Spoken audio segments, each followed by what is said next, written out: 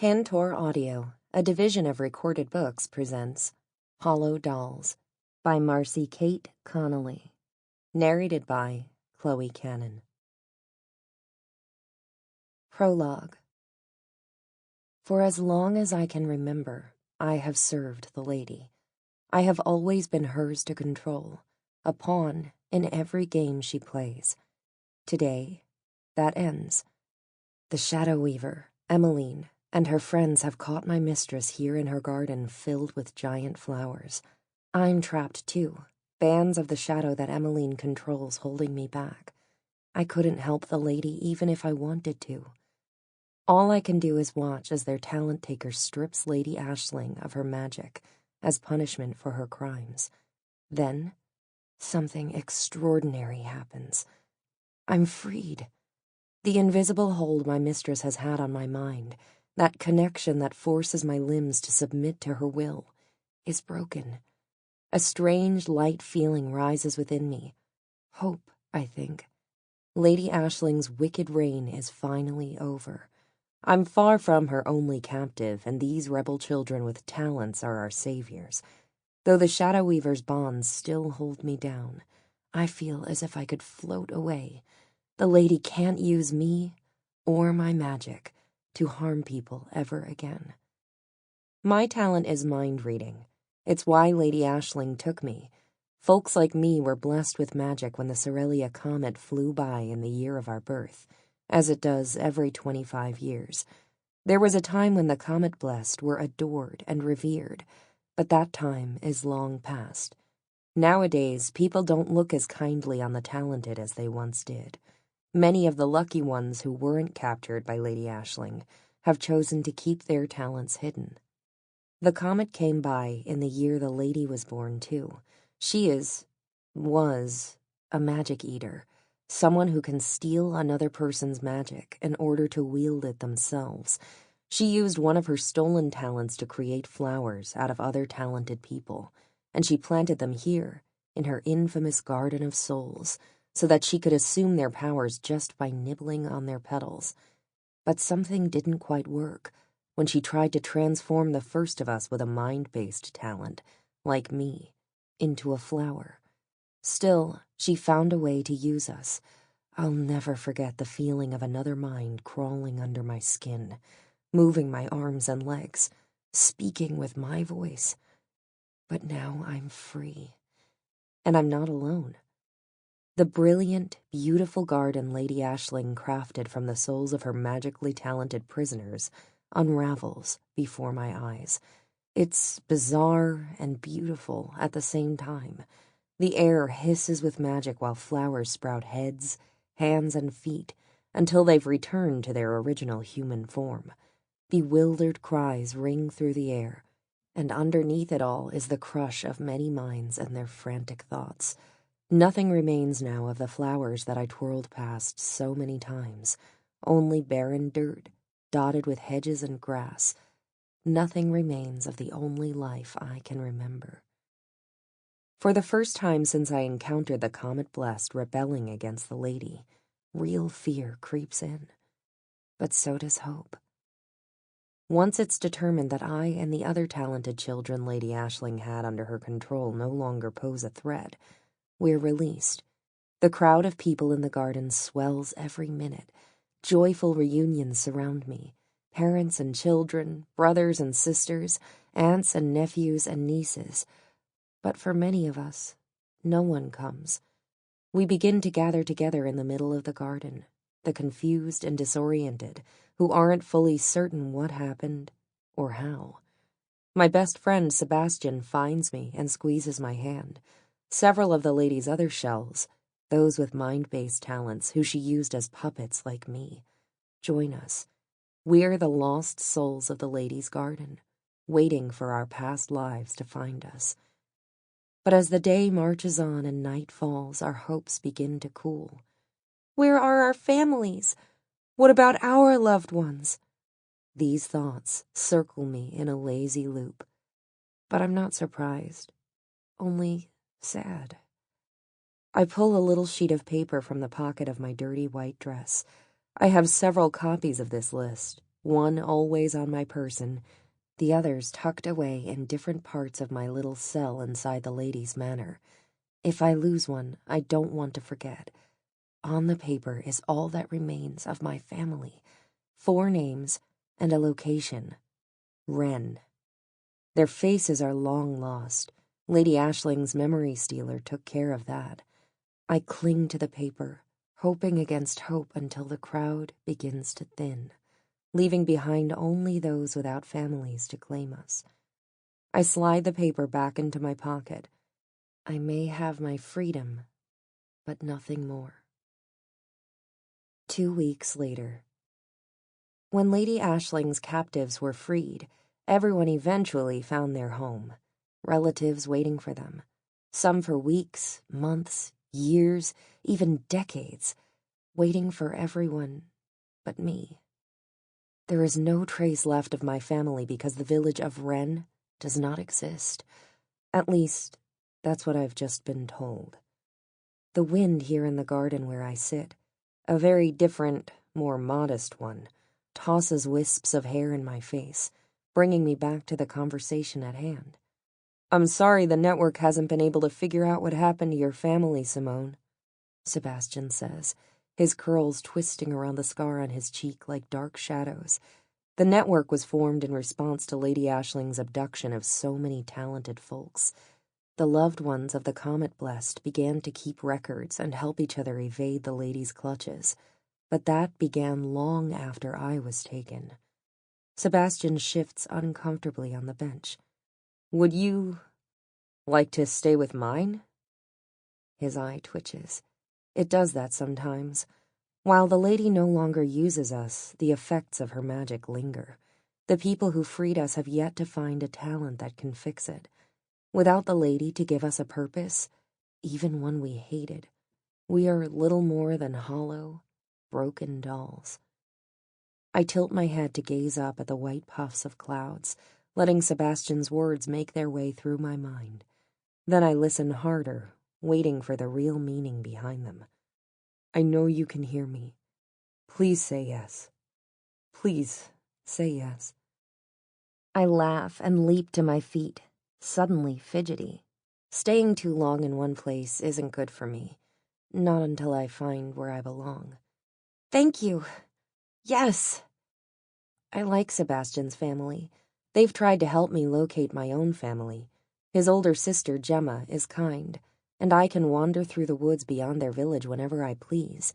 Once, she was only a couple years older than Sebastian, but the lady held him captive for more than a decade, and now Gemma is all grown up and can be our guardian. One thing does give me pause, though. "Your village is close to Lady Ashling's prison. I don't like that much." The village is in the territory of Perilla, just over the border from Abacho. I'll stay with them for a while, but eventually I'll have to continue the search for Wren. I just don't have a clue yet where to start.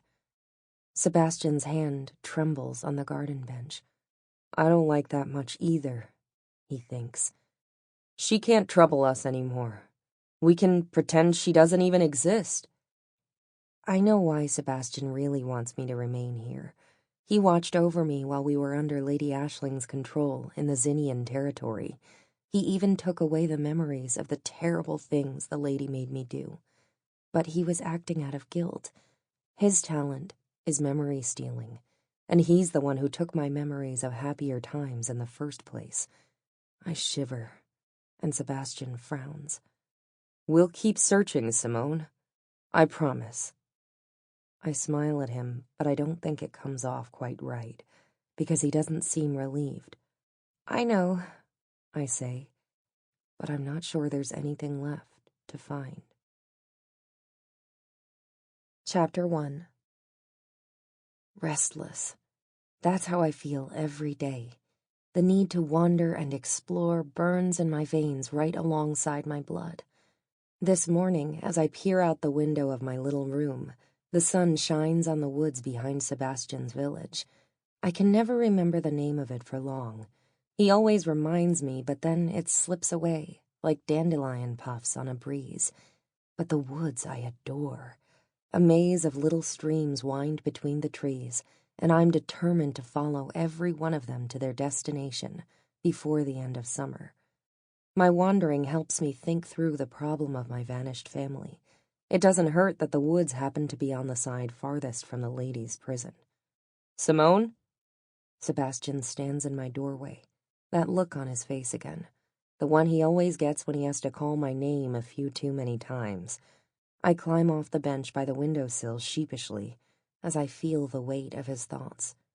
He's worried about me. Many of Lady Ashling's other servants seem to be nearly their old selves again now that they're no longer under her spell. We've heard from old friends like Kalia the Dream Eater and Natasha the Illusion Crafter. They were nearly able to pick up their former lives where they left off. But not me. I'm not even sure what the old me was like. Sebastian worries that I'm broken.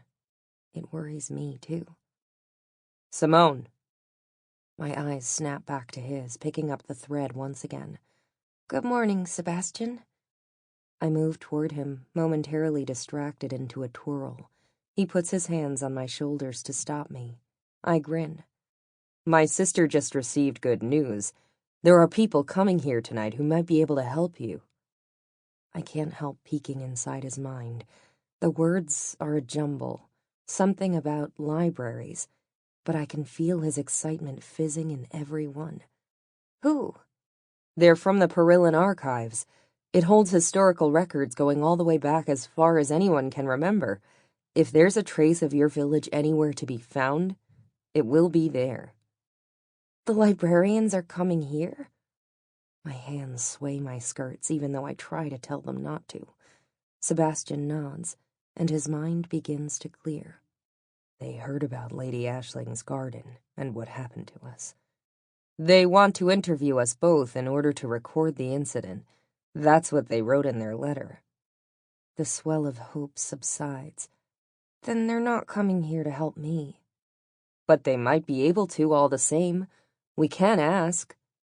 I shrug, trying not to let my disappointment show too much. They'll be here tonight. Gemma wanted me to tell you to be sure you're home for dinner. And not muddy, Sebastian can't help but think. I'll do my best, I think back, sending my response into his mind, and he smiles.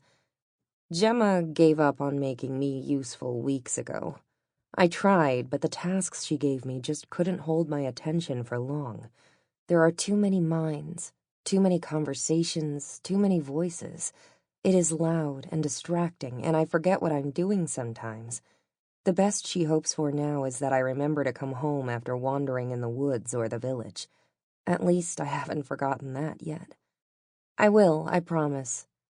Are you going to the woods? Sebastian asks, just as he does every day. I give the same answer, too. Yes. I pause, already knowing what he's going to say next. And I think I'd rather walk alone today. He means well, but I go there to feel the quiet. Bringing him with me would defeat the purpose. Sebastian and Gemma are kind to let me stay with them, but they are not quite mine. It doesn't help that I can hear their thoughts. Mind reading may sound like a wonderful talent. Lady Ashling certainly thought so, but the reality is less fun. In a village like this, full of people and lives and little red-roofed houses, all those minds are a constant dull roar. Sometimes when Sebastian is talking to me, I don't hear him over it at first. I have to work to block them out. Actual silence is a rare thing. I slip out of the house, breezing by my friend, my head already full of silent leaves and babbling streams. I trace the lines the streams make throughout the woods for hours until I finally sink onto the edge of a bank. The water doesn't think. It just gurgles and moves cheerily on its way. Every day is the same. There are no surprises for it, and even if there are, it just flows around easily. I am not water, though sometimes I wish I was. I tuck my knees up to my chest and close my eyes, letting my magic reach out to my surroundings. Mind reading gives me a different sort of sight, almost like a new sense. I can feel any nearby minds. I've never measured the range, but the closer I am physically, the louder they are. There's a rabbit burrow nearby, hidden by a thicket, with a mother and 3 little ones. Mice and squirrels roam the underbrush, and every now and then the slippery thoughts of a silver fish swim past.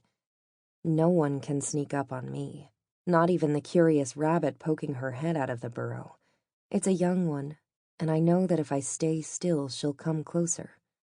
"It's all right, little one," I tell her. It startles her back at first, but then she inches closer until she nudges my foot with her long whiskers. "May I pet you?" Rabbits don't have words. They think more in feelings and instinct, and hers are warm and welcoming. I reach out a tentative hand, all the while sending her reassuring thoughts. Her fur is soft, and she nuzzles up next to me. As I pet her, my mind wanders. I don't have a lot of memories since Sebastian took them. It's like a thick, dull fog, hovering in the back of my brain where those memories should be. But while I don't always remember the details of my service to the lady, I do know that I'm responsible for expanding her garden, ferreting out those who tried to stay hidden while she crawled around under my skin. And even when she wasn't actively using me, I was still only half myself, trapped under the spells she used to keep her victims compliant. The thought makes me want to curl up in the hollow of one of these great trees and never leave. Perhaps my family, my home, doesn't want to be found. With any luck, the librarians coming to visit tonight will have answers. But what will I have to give in return? Reliving my time with the lady is unpleasant and tricky with all the gaps in my memories. When the sun begins to flee the sky, I finally head back to Sebastian's home. The afternoon spent with the uncomplicated minds of squirrels and earthworms and the occasional curious fox and rabbit has smoothed the edges of my worries. I bid my new woodland friends goodbye and get to my feet, steeling my spine. I retrace my steps slowly, letting my hands rove over the bark of the trees along the way and whisper over velvety ferns. Leaving the peace of the woods is never easy, but today it is especially hard. The route from the village gate to Sebastian's home takes me through the market square. Usually there are so many people there that it's deafening, but no single mind ever stands out over the others, which makes it bearable for the few moments it takes to pass through. Today is different. The minute I set foot in the square, a sickly feeling washes over me, strong enough that I have to sit down in the middle of the street.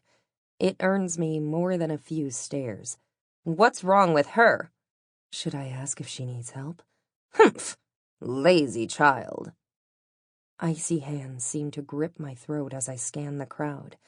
I don't see anyone out of place, but that awful feeling remains, a taint of magic lingering in the air. I haven't felt this way since Lady Aisling used me as her shell, the feeling of some other mind roaming under my skin. I shudder. The last thing I want to do is move toward it, but I must know the source. I have to be sure. I scramble to my feet and push forward, following the feeling of that strange mind in the crowd.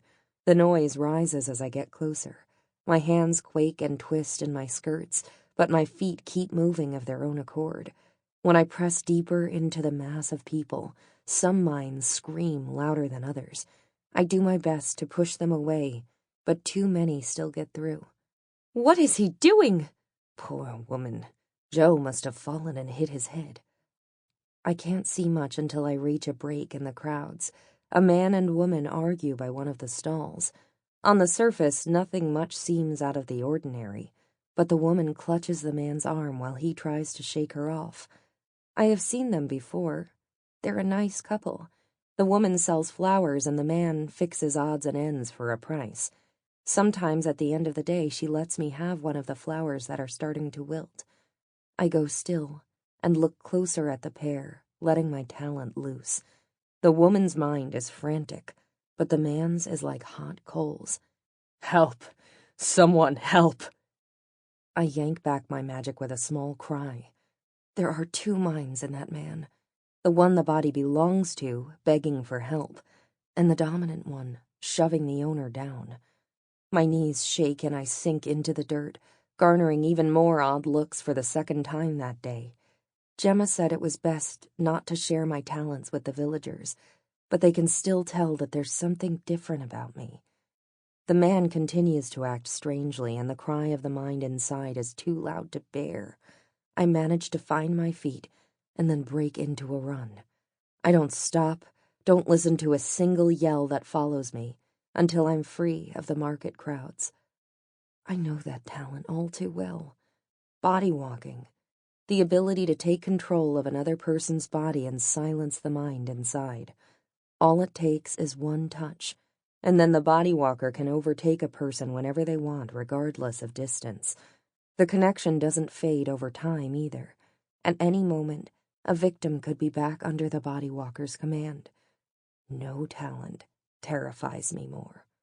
Lady Aisling kept it in her garden. It's what she used to control me and Sebastian and her other servants. But the original owner of that talent is no longer under the lady's control. Now, the body walker is on the loose. Chapter 2. I halt in my tracks on the path to Sebastian's house. The lady is imprisoned nearby. What if it isn't a body walker I witnessed, but her, somehow free and up to her old tricks? My breath stutters, and I brace myself on the nearest tree. I have to warn Sebastian. The lady used him, too. The thought of either of us being possessed again is more than I can stand. I break into a run so I don't lose my nerve. As I enter Sebastian's little cottage, he is there to greet me. "They're here," he says, his eyes alight with hope. Fear tightens into a knot in my chest, and I grab his arm. "Sebastian, I need to tell you something." Gemma pokes her head into the hall. "Simone, we were getting worried." She frowns, brushing her brown curly hair away from her face. The worry that had been gnawing at her begins to fade, and I can feel her irritation set in like an itchy cloak. "I got distracted," I say, closing the door behind me. "Again?" Gemma thinks, then sheepishly turns away. She hasn't gotten used to having a mind reader around yet. Most people can go their whole lives without meeting someone with magic, and when they do, we take some getting used to. "What do you want to tell me?" Sebastian asks, but Gemma clicks her tongue. "That will have to wait until after dinner. We have guests, and it's rude to keep them waiting." I swallow hard, trying to shove my racing heart back into place. Gemma steers me and Sebastian toward the table where the two librarians await us.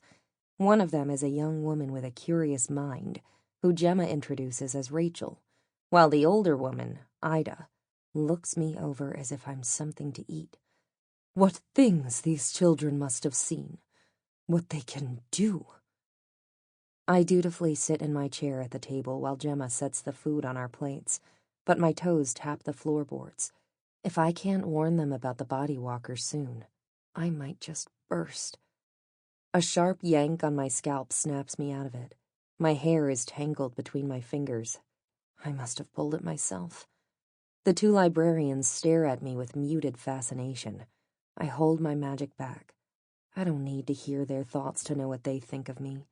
It's clear as day on their faces. I stick my hands under my legs to sit on them instead. Normally, I like Gemma's cooking, but today, I don't think I could keep anything down. "Thank you for hosting us," Ida says to Gemma. "We've been charged with recording the events surrounding Lady Aisling's garden, and we've heard many intriguing things. We're eager to hear their tales as well." She gestures to me and Sebastian. Rachel's eyes sparkle. "We nearly had our own tale to tell on the way here. The next village over was having some trouble with what they believe was a shapeshifter. We just missed them." "Oh, really?" Gemma puts some vegetables on each of our plates. "What kind of trouble?" There is a nervous tone to her voice that slips by our guests, but not me. Never me. Ida waves her hand dismissively. "Nothing exciting. Just a mother not recognizing her own child. Classic shapeshifter tomfoolery.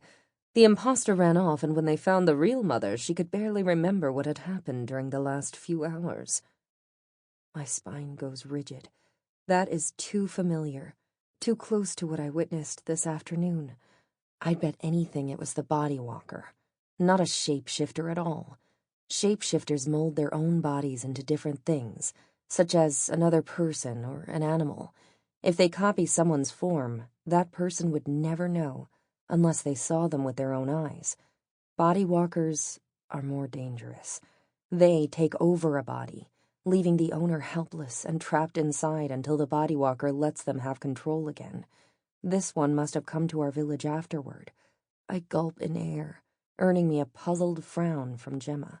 So, Sebastian, Simone, we understand you were both servants of Lady Aisling until her imprisonment, Ida says. I keep my eyes cast down, but Sebastian speaks up.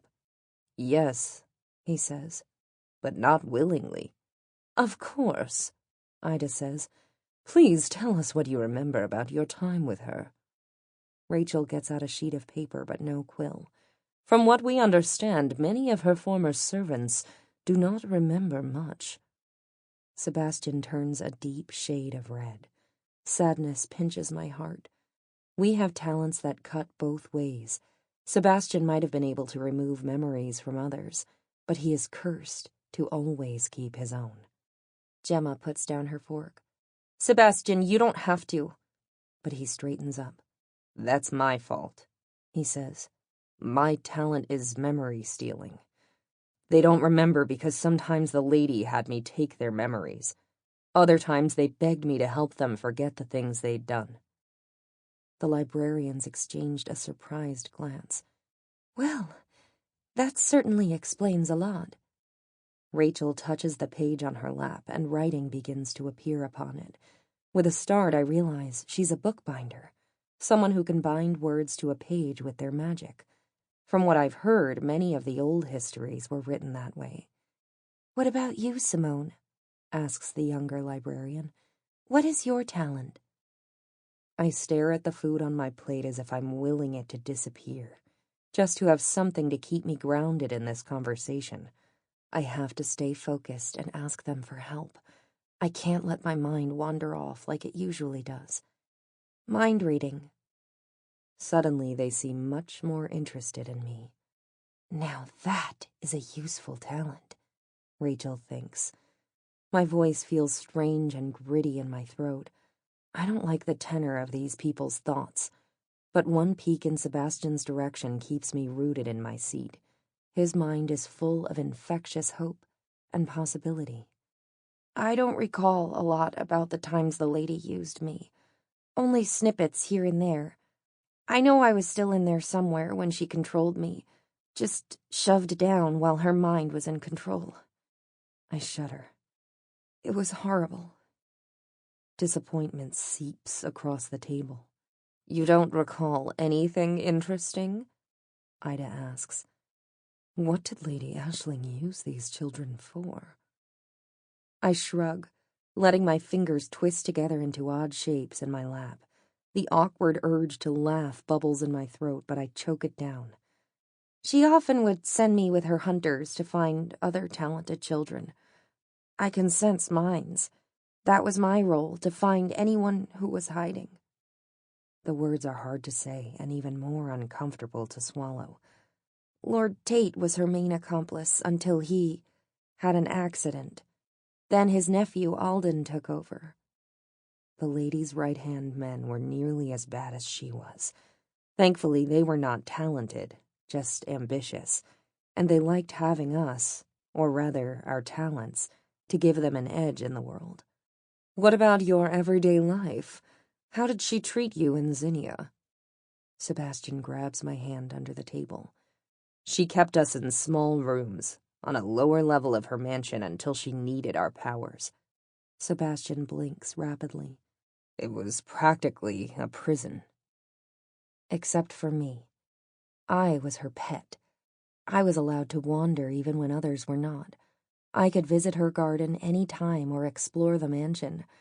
I don't know why I was special, but deep down in that part of my mind I don't like to visit.